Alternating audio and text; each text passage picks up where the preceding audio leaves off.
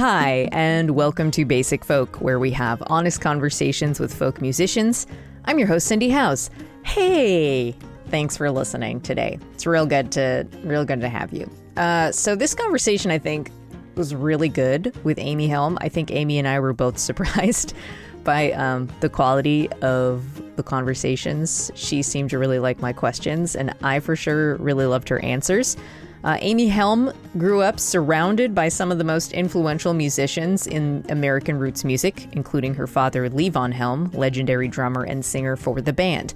That also meant that her childhood was a, quote, very colorful experience where she was raised by, quote, a village of brilliant and talented people who were also wrestling with the grips of addiction. When she was a kid, she liked kid things, just like a normal kid. Case in point, she attended the fabled 1976 concert The Last Waltz, where she was 5 years old. Her most prominent memory of the concert, all the candy and snacks her and the other kids were given backstage. She also didn't have a great relationship with her dad until she was a young adult. Levon took her on the road to tour with his blues band, the Barn Burners. He thought she was ready, and it was trial by fire each night on the road for young Amy. She learned so much from that experience. After that, she and her dad started his much-loved Rambles at the Barn in his Woodstock home. Those nights started as a rent party for Levon, who had just overcome addiction, survived throat cancer, and had just filed for bankruptcy.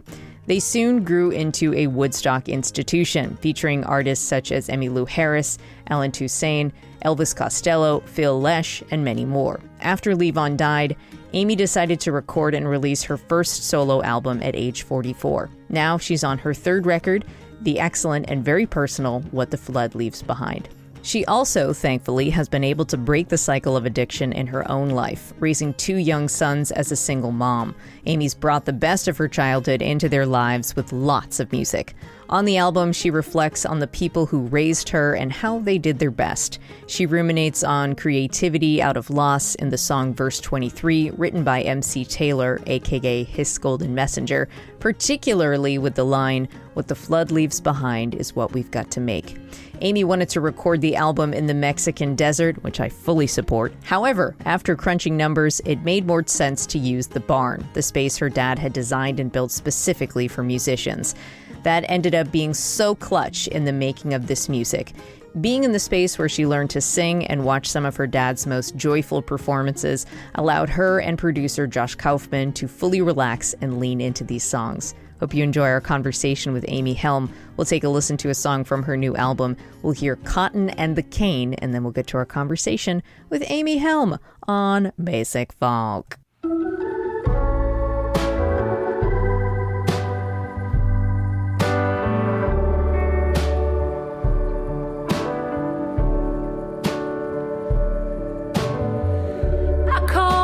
Arkansas roses, hard times, broken noses, backbeats, backseats, lucky charms, false alarms, and up all night, voices in the other room.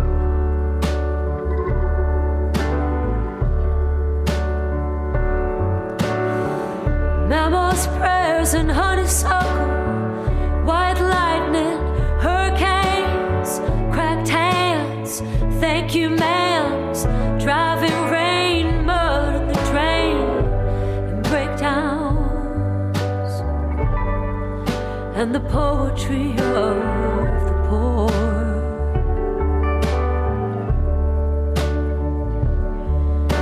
My father was a sharecropper's son,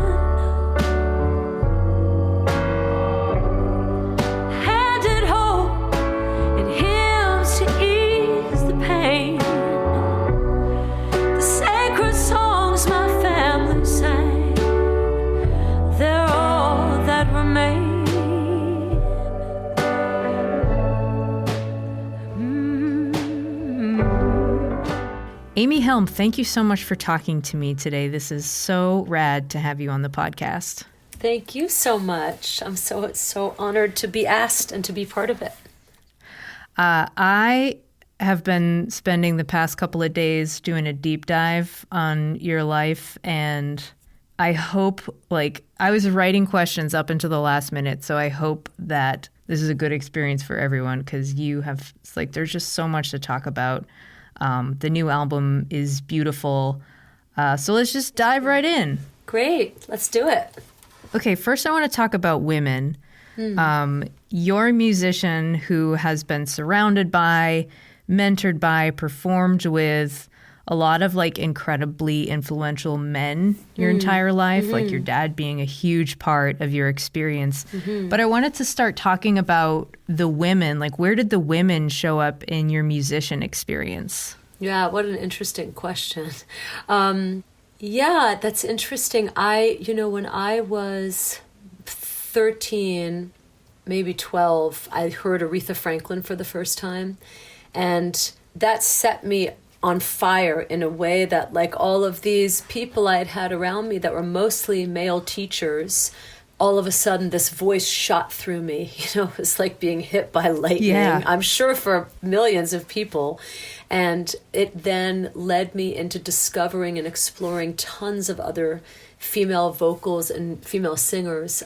But my teachers continued to be mostly men, honestly. So I was getting the mentorship through the speakers and through the headphones, and then getting the in-person experience there. But as I got older and started singing in bands, by the time I was in my late 20s, I started working with Olabelle, and that had another woman in the band, Fiona McBain, who's a beautiful singer.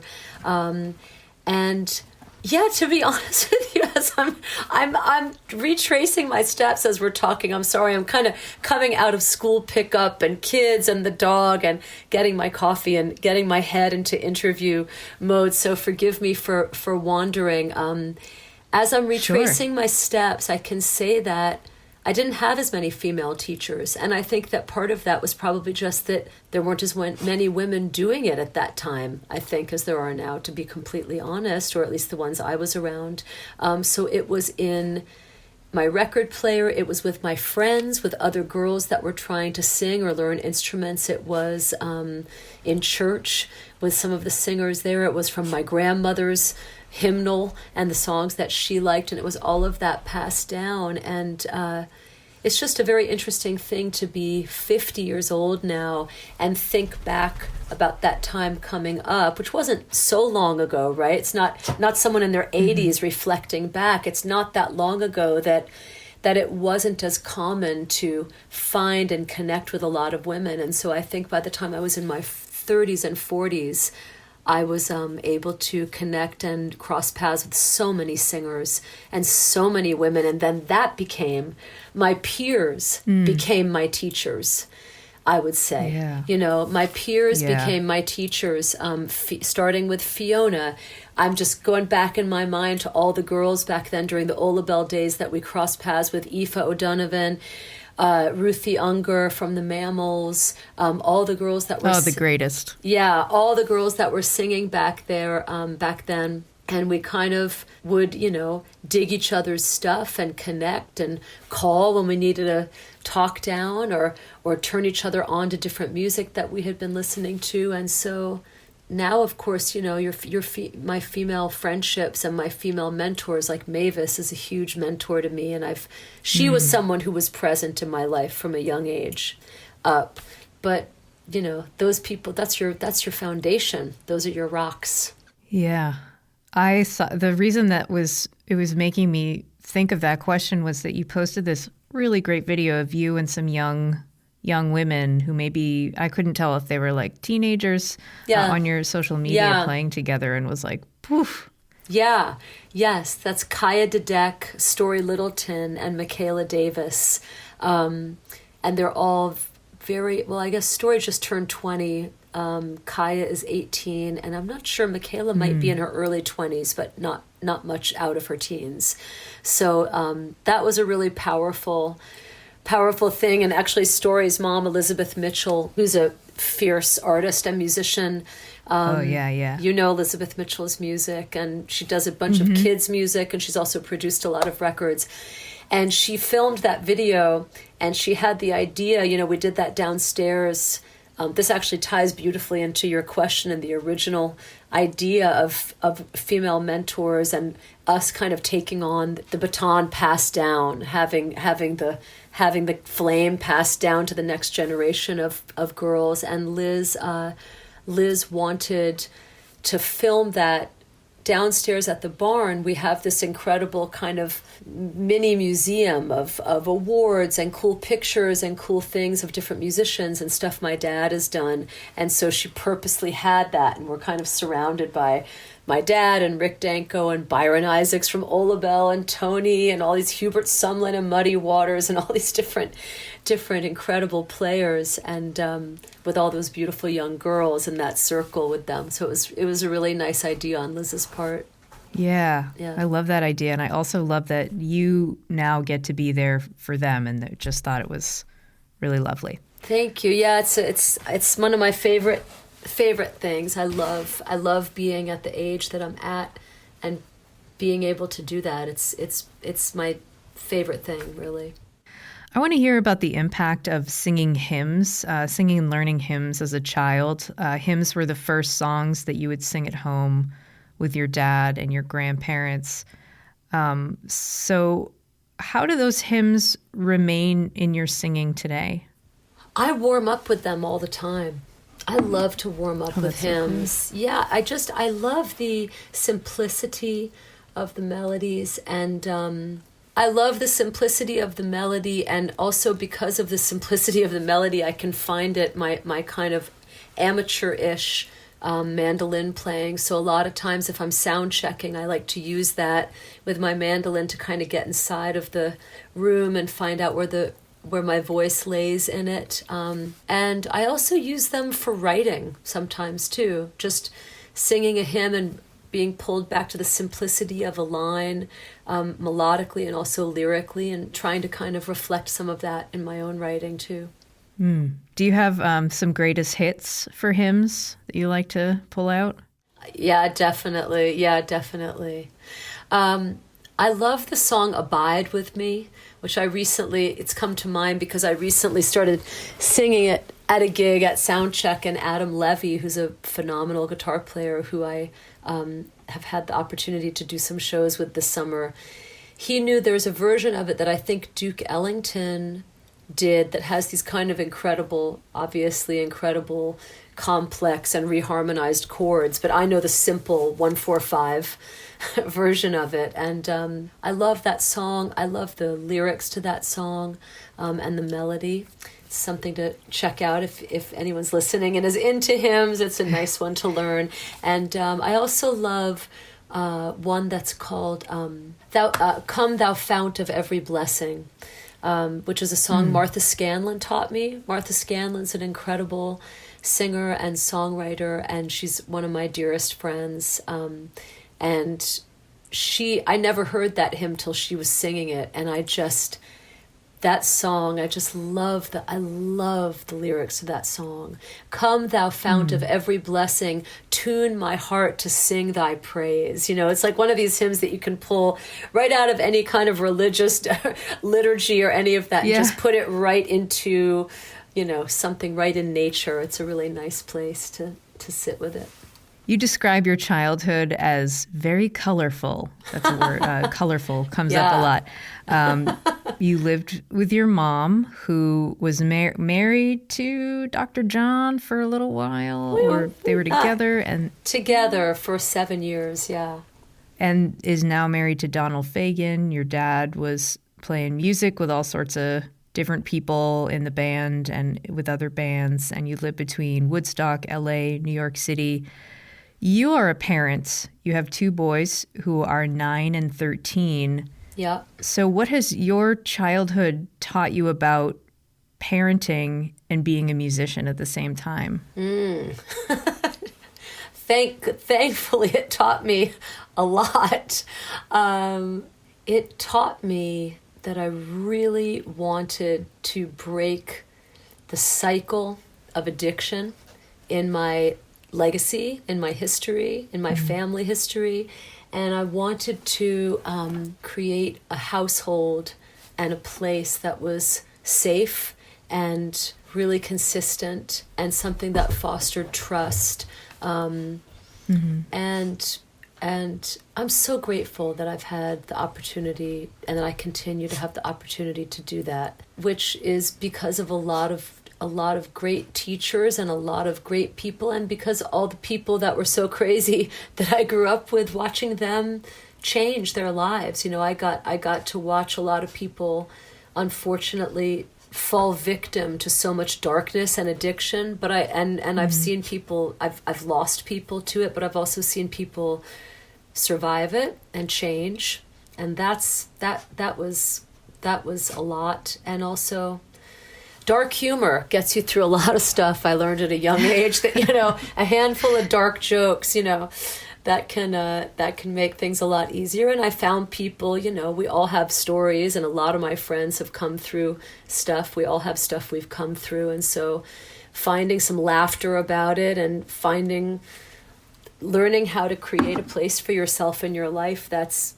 your own solid ground, and then trying to be a light to others and get better at that. So I try every day to do that with my kids. Yeah. And I fail every day, but at least I'm walking in the right direction.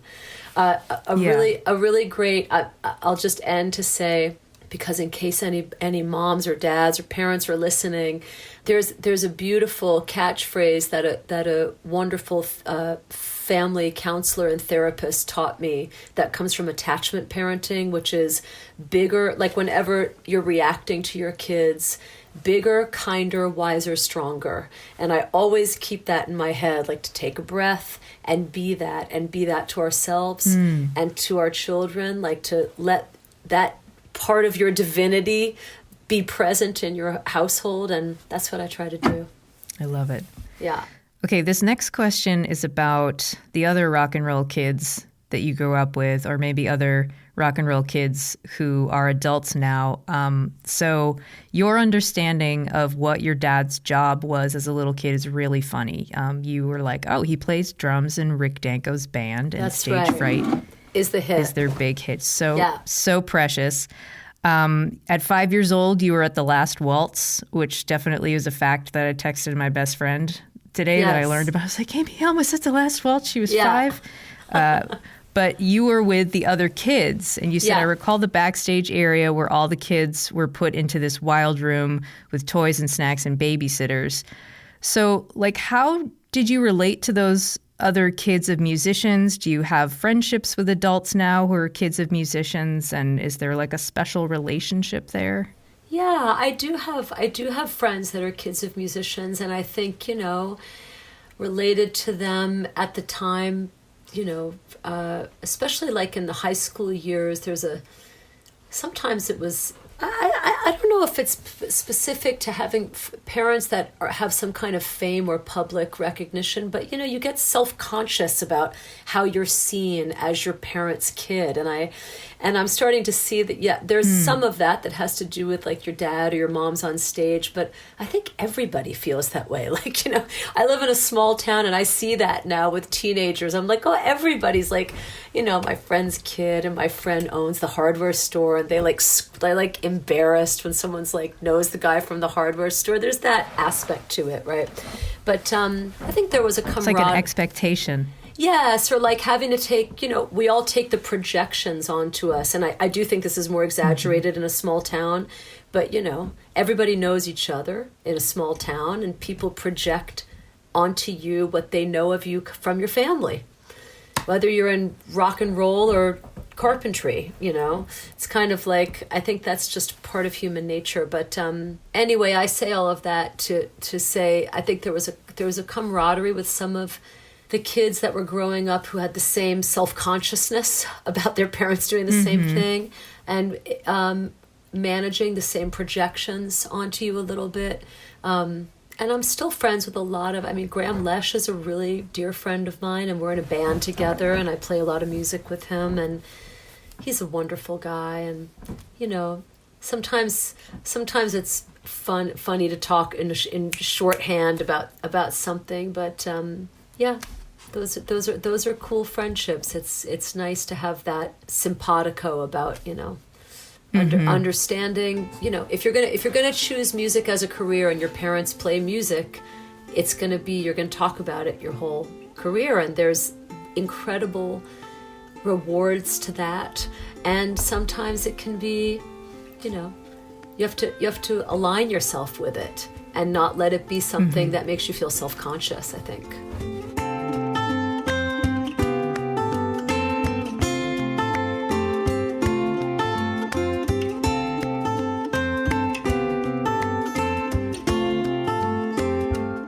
Okay, you're 16 years old and you get a tape of Big Pink, I think from your mom, and you really fell for the music as a fan, which is rad. Like up until then, you were like, my dad plays in Rick Danko's band, but then you're listening to Big Pink, you love it, you're 16. That act of discovering that music by listening in the way you did at that age, it just sounds like, regardless or not if it's your dad on the album or not, it just sounds like such an important, poignant moment for you. So can you talk about being that age and taking that music in on your bus rides? Like, where was your headspace at that time, and like what music meant to you as a 16-year-old? Yeah, that's funny. I was just telling my 13-year-old son, who's a deep music head. He's a drummer and deep into music, and like I was just telling him the same story, and it was so curious to him that I discovered the band without attaching it to it being my dad. I was trying to describe that experience to him, this kind of impersonal taking in of the music. But anyway, yeah, I just remember I was on the bus. I had this long bus ride because I hated the subway, so I'd take this like 45-minute bus ride up to 91st Street and Broadway to where I went to high school, all the way from 21st Street.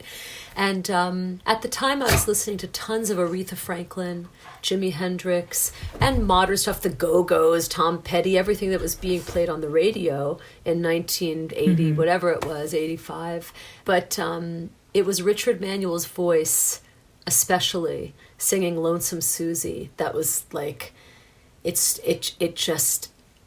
just couldn't even comprehend. It was like someone seeing the ocean for the first time, or seeing the Grand Canyon. I just remember feeling it was so, it wasn't moving. It was like I was seeing a new landscape, a new territory. I couldn't believe it existed. And I still feel that way every time I hear him sing. Every time I hear him sing, I'm like, God, if I could sing one little line of music and get it halfway as real and as unique as that, then maybe I've done something good. He's just such an extraordinary, rare bird of a voice. And so that was the memory of it. And it is a funny thing. And I was, like I said, I was telling Lee this story, and he said, well, what do you mean you didn't think of it being your dad? And he said, well, were you seeing Papa a lot then? And I was like, actually, no, I hadn't seen him. That was at a time when my dad was really not present in my life at all, because he was very much kind of falling prey to addiction and isolating and disappearing at that time. So, and Lee said to me, my son said, well, maybe you didn't want to know it was your dad. And I was like, interesting. Okay. Whoa. Yeah, it was pretty deep, but I thought about it and I thought, yeah, you're right. It was this funny experience where, like, maybe because that was too painful, but then the musical part of me, and the part of me that was a singer, was like able to get flooded with it in some different way. I don't know. It was strange. Okay, now we get to the Mary Gauthier fan club part of the interview. She's the best of all time. I just started reading her book. Have you picked it up yet? I ordered 3 copies, and I'm intending on beginning it next week. Yeah. I saw her at a festival recently, and she was selling her book, and I was thinking, like, I need to buy this person a copy, this person a copy, this person a copy. Like, I hadn't even read the book, and I ordered a bunch of copies as gifts for sure. Yeah. Oof! I imagine I'm going to try to read it as slow as possible because it's so. I'm in 2 chapters in. It's amazing. Yeah. Anywho, there is a song on the record that you and Mary wrote called "Cotton and the Cane," which Yeah. you said is a homage to the village of brilliant and talented people who are also wrestling with the grips of addiction. And I read that the song has been written for like 4 years. Yeah. But writing with Mary was like, I think the first time you talked about that experience outside of like close friends. What was that like about the vulnerability and courage it took for you to address the addiction and that the addiction that people in your life had experienced? It was very vulnerable, and I had never really spoken about it because, I've been singing for a really long time in a lot of different bands, but I came to my solo career later in life. I put out my first record when I was 44. And so, when I was in Olabelle and in my dad's band and different projects, I wouldn't have to do interviews that were so personal. It would always be focusing back on the collaboration. So I wasn't used to talking about it and doing that with ease and with self-trust, and that song was definitely a bridge for me with that. And also I think being a mom, my kids getting a little bit older and starting to talk to them about what that is in our family's history and how I grew up. And they ask, your kids ask you questions and you kind of tell your story to them, and then you're able to stand in your story. At least for me, I've experienced that. I stood in myself a lot differently after having to teach my kids about how I came up. And that song sort of perfectly collided in a sense or crossed paths with that time in my life as a mom when I was starting to tell the kids my story. And it was liberating. And now when I sing that song live, it's amazing to remember how many millions of people are affected by alcoholism and drug addiction. I mean, it's just, it's everywhere. So when I sing that song and I talk a little bit about coming through it, and, I'll have at least 10 people every night come up and say something to me or share their experience with addiction with me about that. So it's been a nice reminder of just the humanity we all hold and open conversations and kind of the relief of that, the freedom of being able to say what we've gone through and not hold it with any shame or embarrassment. And you really picked the perfect person to co-write that song with, yes. Mary Gaucher. Yes, I did. I did. Yeah, I know. That happened, Yeah, that happened. She and I are very in sync with a lot of that stuff. We've had similar experiences, I think, with some of that. In chapter 2 of her book, halfway through the chapter, I'm like, how is she alive? Yeah. It's incredible. Yeah. So you sang with your dad on the road with his blues band, the Barn Burners, and this was a time where you were like not ready to perform, but he thought you were. Yeah. And you were learning how to perform kind of like trial by fire. What did that time teach you about like confidence in yourself, the ability to be courageous and push yourself outside your comfort zone? Oh man, everything. That was the deep blue sea, man. That was the deep dive. That was the beginning. And then I think again, I got a second round of that from my father singing in the Ramble Band, because that was a different extension of having to kind of step up and stand there and make the song happen.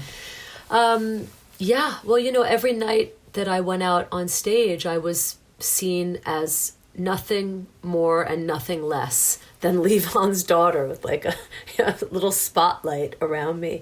And I was very young and I was very green and I was tremblingly insecure, and I was a natural singer and had found my voice in one part of myself and with my teachers in jazz and in school and with my peers, but I was never a very ambitious, kind of driven musician. I more was just kind of playing with people and playing in pockets and finding the next band and trying to get better, right?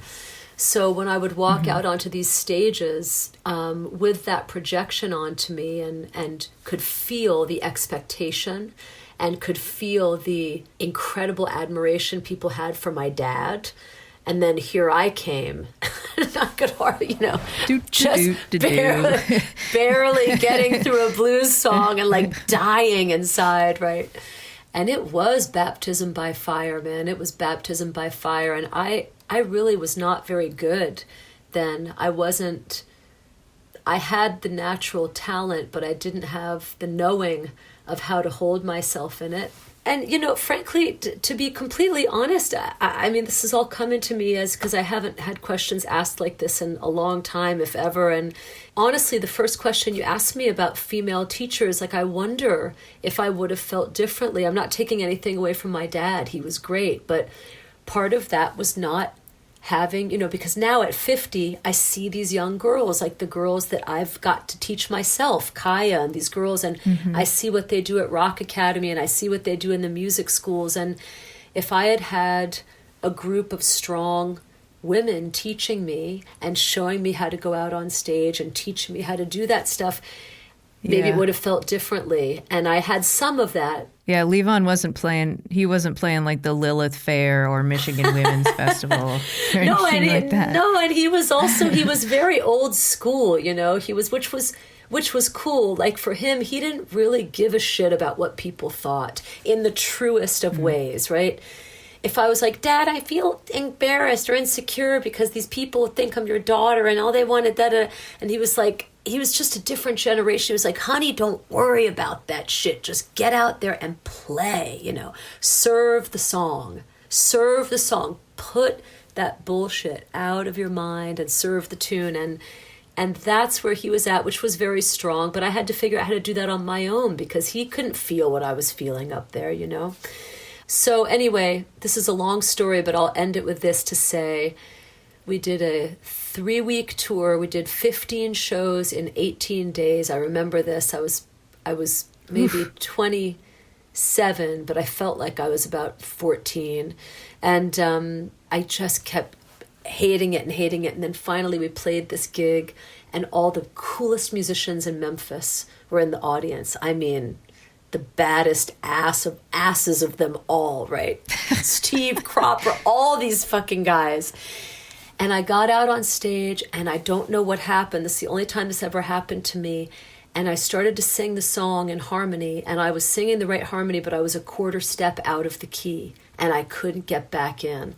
And I felt myself just dying in real time on stage, like a ship sinking in slow motion. I couldn't get back in key. And there they all were, all the musicians that had made all those records, the Stax family, everybody in Memphis and my dad.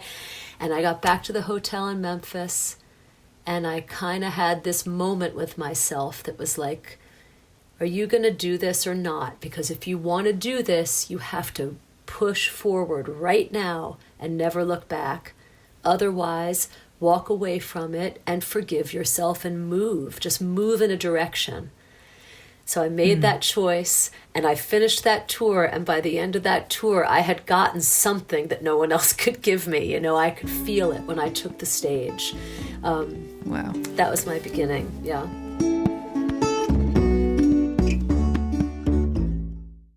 A quick question about Ola Bell. Well, it's not a quick. Take as long as you want. So it's my understanding you went to New Orleans for a year and you were able to do a deep dive into gospel music. And then you moved to New York City, and it was right after September 11th you started taking part in the Songs for Singers gospel swap, and out of that came Ola Bell. Songs for Sinners, yeah, Songs for Sinners. Songs for Sinners. Yeah. That's me. No, that's fine. That's what the bartender at this bar named. He wanted to start a Sunday night, and he had a little fabric that he hung over the jukebox so no one could play the songs for sinners. And it was like a gospel night, but we didn't want any of the religion in it. We wanted everybody wanted the healing of it. It was right after 9/11, yeah. And out of that came Ola Bell, and the band recorded 3 records and a live record, performed gospel songs from the Al Nomex collection. So a lot of religious music. What did Ola Bell's non-secular catalog show you about people having the ability to connect to spiritual music even if they are not religious? Oh, yeah. Well, that was an incredible thing, because this was the Lower East Side of Manhattan, and people just wanted to hear something that reminded them of faith, whatever that faith looked like.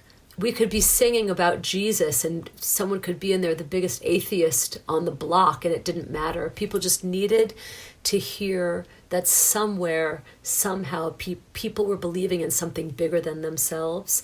And that was a very powerful time. I'll never forget that, singing in that bar at that time, kind of putting it together in retrospect and thinking about that. And it was unusual.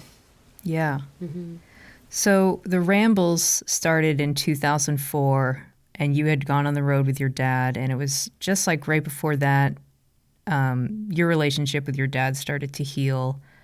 You guys became really, really close, and he had been just recovered from addiction, just recovered from throat cancer, and also had filed for bankruptcy. So the Rambles kind of started as like a rent party situation. Yes. Yeah.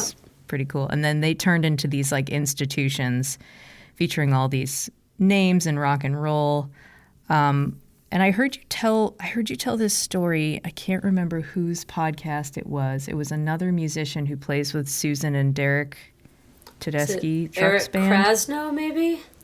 Yeah. Yeah. I was listening to you on his podcast, and I think it was there where you told this incredible story of Levon getting back into singing after his treatment, and his voice was like really weak, and he being kind of afraid to sing, and you would like whisper sing the songs with him. Yes, yeah. He'd have me sing sing unison with him, but I would do it really quiet on the mic, so it was sort of there it was like a safety net, so that if his voice fell out, I would be there and I'd hold the melody for a couple lines and then till he got his voice back. Yeah, and there's always like a time in someone's life, if they're lucky enough to have their parents for long enough, where like the roles kind of start reversing. Yeah. Like talk about like truly supporting a parent. I mean, it was so profound. And also, I had gone through my own changes and growth, and my own what's the word I'm looking for? My own evolution, or at least my first stage of evolution, with the stories we were just talking about back when I was in my 20s with him, trying to find my own voice as a singer, and then to be able to use, to then have it flip and kind of hand him what I had found, and us, it was a very special time, and he really gave me, in that time, he gave me just so much. I mean, it's hard to really articulate, but yes, to take care of our parents and to watch them and help them is a beautiful thing, and to be able to do it musically was profound. My heart just exploded. No. A little bit. It was heavy. It was heavy for sure. It was heavy. I don't think I would be singing if it weren't for my dad, and that means a lot to me, because I just love singing so much. Like I said to someone, even if I was given the choice to come back for 100 lifetimes as a broke singer, even singing in the tiniest dive bars forever for $5, I think I would do it. There's just nothing more satisfying than it. So he gave me what my joy was,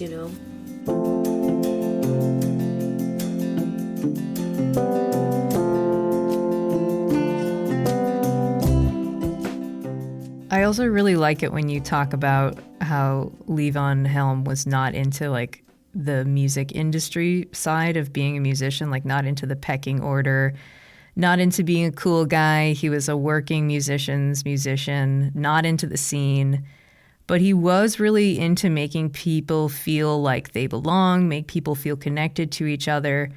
And from that, like, where do you fall in when it comes to wanting to like walk that line of maybe wanting to have cool industry people paying attention to you in an industry driven career, that particular type of validation, and then actually like if that doesn't feel comfortable for you, wanting to live a genuine life?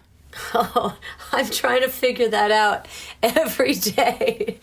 I mean, that's, I'm very lucky that I have really wonderful people helping me manage me and book shows for me. And when this record came out, these wonderful people who do press, they hired them for me. And thank God, because if it were left to me, I'm the worst. I barely remember to tell my friends when I'm playing in the town they live in. I'm just the worst, because I don't know why. Because I'm busy. I'm a mom. I'm distracted, and I do find that part of the industry. It's just an unfortunate part of the music industry, and I guess any artistic industry, but I'm so much more into collaboration, and so I balance it with that. There's my answer. I really balance it with that, because we all have to play the game to some degree. We have to network and meet people, and sometimes do gigs we don't want to do because it's the right gig to do, and there is that. It's unavoidable, but I think it's important for all of us to ground and get back to our people, our musical tribe. We all have that where we live. I'm part of such a network of folks here in Woodstock. It's like amazing. I can't even believe the people I get to call friends and neighbors. And so that's how I do it, coming back and grounding with my community, really. And that's what I'm trying to do at the barn. I'm trying to continue the legacy there with that, so that the barn is a place of community and opportunity for all musicians, whether they're considered hip or not, because that you don't want to get lost in that. That's a bunch of bullshit that nobody needs. When do you learn that lesson? What age? I don't know. When will it come? I'm 50 and I'm still trying to learn it. I think we just cling together and find a better way through it every year, right? Okay. That's kind of how we do it. Good deal. Speaking of the barn, your dad and Garth Hudson designed and built the barn for musicians, by musicians. I have never been to the barn, unfortunately, but have known about it by reputation for 20 years or so. I'm wondering what lessons you have learned from the barn about your musicality, and there's probably so much, but what you have learned from the barn that you try to take with you either on the road or in performing in other places. I think from the physical space alone, the barn it sounds beautiful. Like to stand on that stage before a show with no lights on, no PA system, no microphones. It's just a beautiful sounding room. And because it was built by such thoughtful and connected, kind of touched musicians, you know what I mean? People that were thinking about this in a spiritually energetic way. And so it has that feeling when you just stand there and open your mouth and sing or take your instrument and play it in the empty room. There's a frequency there, and it connects you to the song pretty immediately. And so that's a nice feeling to try to take with you when you go onto other stages. And I think there's a few places that make you feel that way. There's a couple rooms. There's a handful of rooms in the States that have that, and so I think the barn is one of those, and I do take that with me. And also just just trying to stay open about music. I think that we can always learn something. I get the opportunity to see so many bands at the barn and hear so much music, and I just think you can always learn something, even if it's not your thing that you think you'd usually like, or the genre that you're used to. And so it's staying open, staying aligned with what feels good to you in a physical space. I think those are the two things that I try to take with me. You had originally wanted to record What the Flood Leaves Behind in the Mexican Desert, which I totally support. And next time when you do that, I want to stop by and visit. You know what? You're the only person. I feel like, is that a potential gender difference? I don't know, because I say that, and every time I said that, it must have been mostly men were kind of like, huh? But I feel like every woman, and especially every mom who's heard me say that, is like, oh yeah, I get it. She wanted to get out of Dodge, Yeah, I wanted to go on Yeah. vacation. I wanted to be in some Yeah. incredible little building with a plunge pool out the back. Totally need the plunge pool. If you're not on the beach, you need the plunge pool. Yeah. For sure. No, I love Mexico and support Yeah. any trips. But you ran the numbers and you're like, I guess it makes more sense to record at the barn. Yes. However, so this album sounds like you are in this comfortable kind of like at home feeling. That's what you get I get when I listen to it. And, we always want to mix it up and crawl outside our comfort zone. And you and I have already discussed doing that in this interview. But what can you say about embracing that comfort, embracing familiarity?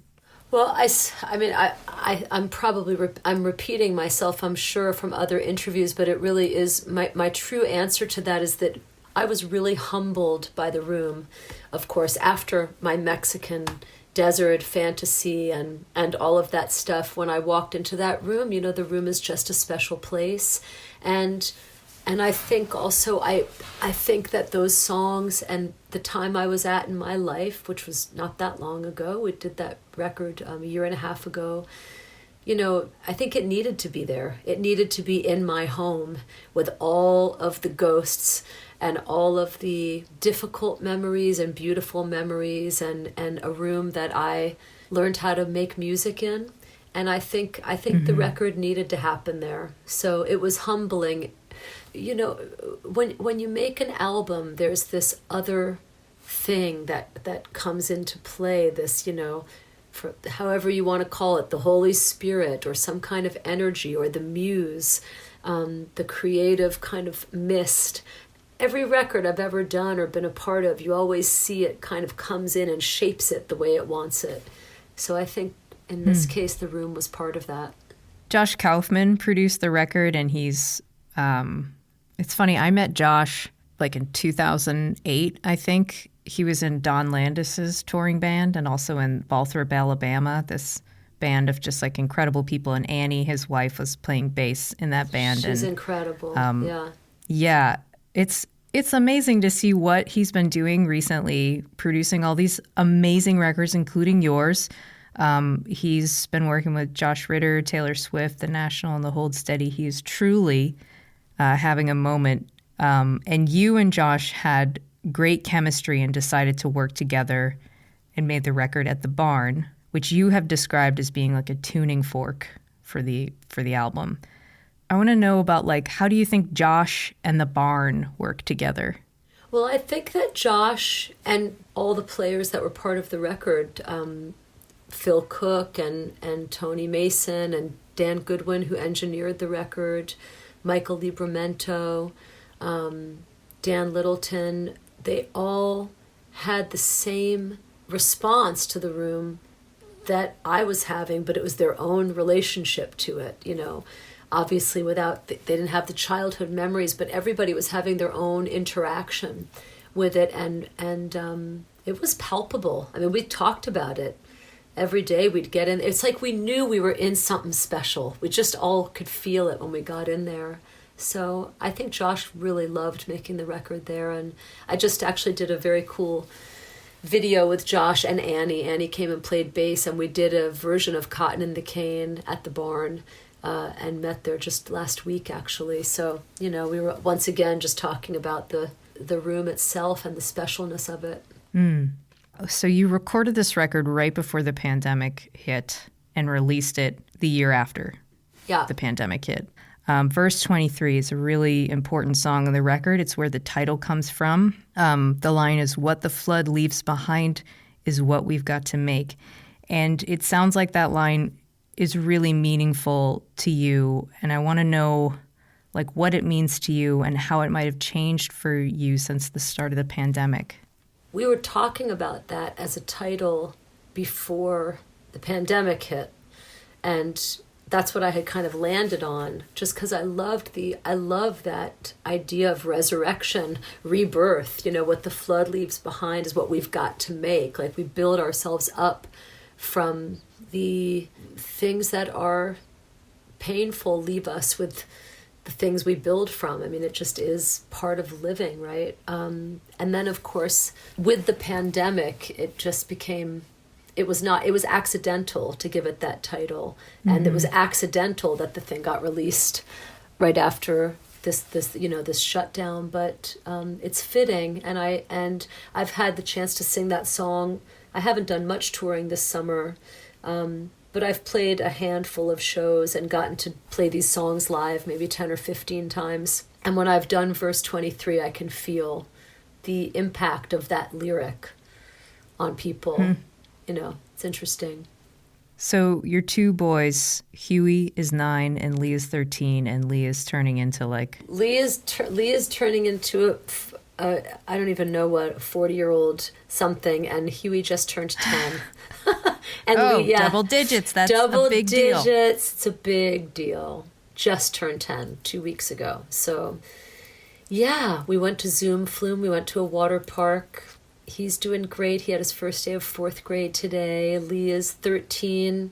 He loves music. He loves the Grateful Dead. He loves playing drums. He's got a band he's got all these really awesome, talented friends that are all his age. They have a band. They haven't titled it yet, but you'll be hearing about it soon enough, I'm sure.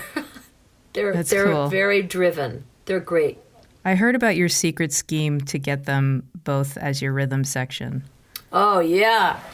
That would be fantastic. I've got to get Huey on bass. He's a little resistant right now, but I'm working on it. You're like, no, mommy needs a band. Yeah. It's going to work out. You're going to love it. Yeah, put soccer to the side. Let's work on your bass playing.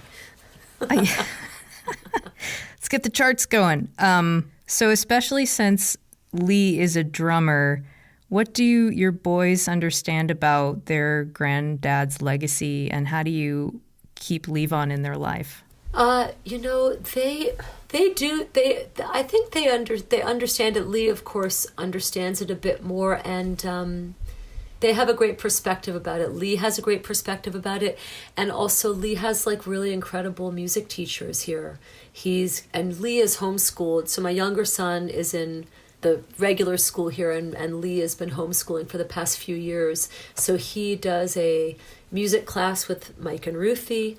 He has an incredible set of teachers at Rock Academy, which is run by Jason Bowman, who's a great drummer and great musician. And he's just got all of my friends, Tony Leone and Tony Mason, and all the drummers that I know that come up for Ramble Band stuff, and Zach and Connor. Our whole tribe has kind of taken him under their wing, and he has all of these friends that play too. So he's just got a great perspective on respecting who his grandfather was, but not he's not self-conscious of it.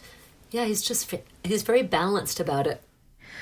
Before we go, will you do the lightning round?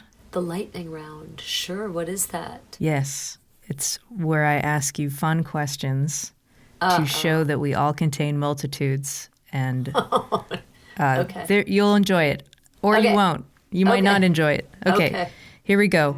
What was the first song you learned on the guitar? I can think of the chords, but I don't play a lot of guitar. Maybe I'll tell you the first song I learned on the mandolin, because I never played a lot of guitar. Axis Bold as Love, Jimi Hendrix. The great mandolin song. It's a classic for mandolin. What is your karaoke song?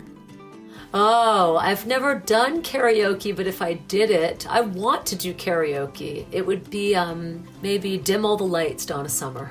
I would suggest at the barn one night to do live band karaoke. That might be fun. Oh, yes. With all your pals. Ask Mike and Ruthie about that.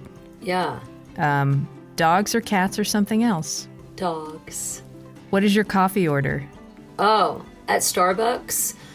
Either a triple espresso in a short cup with steamed half and half on the side. I like to add it myself. Or if I'm in a rush and I don't want to go through the hardcore because they're like, what? How do I ring that up? And blah, blah, blah. It's a short, flat white, extra hot. Great. Complicated. Love it. Yeah. First celebrity crush. First celebrity. Ricky Schroeder. Oh. John Cusack in high school. Oh, good one. Who is the nicest musician you've ever met? I've met a bunch. Melissa Etheridge comes to mind. I don't know her well. I got to shake her hand. I don't think she would remember me or know who I was, but I got to shake her hand once backstage when we were opening for Phil Lesh at some festival with my dad, and she watched our show, and she was so... I just wanted to hang out with her. She was just so cool and sweet. But I've met a lot. Bonnie Raitt's very nice. Elvis Costello is very nice. But Melissa Etheridge comes to mind first. First album you bought with your own money? Probably the Go-Go's. What was your first concert? Oh, my first concert that wasn't the band. The band, obviously, was my first concert because I was drug up to a bunch of those shows. But my first non-band concert was The Police. And there is one of my first crushes, Stuart Copeland. That's the drummer's name, right? No, Stuart Copeland's from the Eurythmics. What's the drummer's name? No, Stuart Copeland. Am I right? I think that's right. Yeah. Well, that name sounds very familiar to me. As long as Stuart Copeland is the drummer of The Police, I just want to go on record to say that I was 11 years old or 12 watching him in an amphitheater in Minnesota, and I was madly in love with him forever. Wow. From that moment on. Beatles or the Rolling Stones? Rolling Stones, the Rolling Stones. Oh, but you're not a bad kid. The Beatles are for the good kids, and the Rolling Stones are for the bad kids. Oh, yeah. I guess maybe you are a bad kid. Bad in the way a dorky rule follower could be bad, yeah. I think. Bad to the bone. Bad to the bone. Okay. Here is the last question. Where is the most beautiful place you've ever visited? That is a really hard question. There's so many beautiful places that I've seen and in the world, but I think that my most beautiful place is when the light is perfect in the late afternoon, coming through my kitchen window, and it's quiet in the house, and I've just made a cup of coffee, and the trees and the mountains are just outside my window, and my kitchen is just like flooded with this silent, perfect moment. That's the most beautiful place. That's my afternoon coffee before anyone needs anything. No gigs, no kids, no work, no nothing, just total quiet. I love that. That's a really good answer. Love that. Thank you. Thanks. Amy, thank you so much for talking and taking so much time. Thank you for the questions. What an incredible interview. Much has left me much to think about and write about. It's good questions to continue to dig into our stories and stuff. Thank you.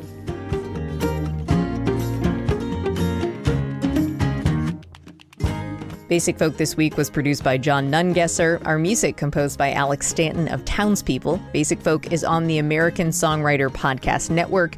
I'm your host, Cindy Howes, and thank you so much for listening all the way to the end. If you enjoyed this podcast, please share it with a friend, and you can hear all of our episodes wherever you get podcasts or at basicfolk.com. All right, we'll talk to you next time. Bye.